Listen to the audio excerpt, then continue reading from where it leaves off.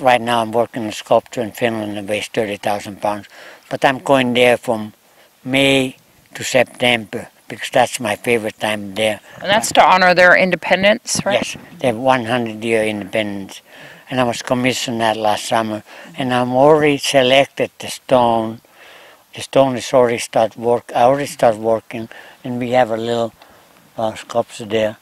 And one side you see the future, another side you see the past. And that's the sculpture where you have actually Finland. Yes, the map is called Finnish Lady, Suomi-neito.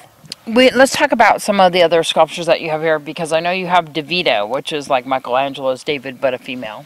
Well, when I saw Davida, David, I was in Firenze, Italy, Florence, like you say.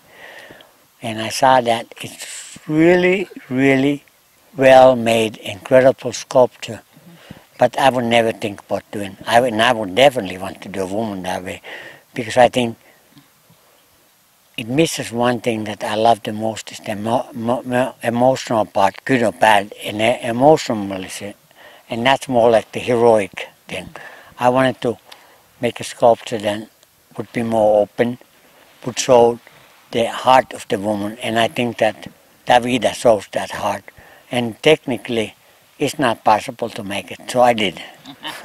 We took a tour of the whole property here, and like you said, you have sculptures all over the place, and there's one that's in Santa Monica that's going to be turning 50, that's in a park there.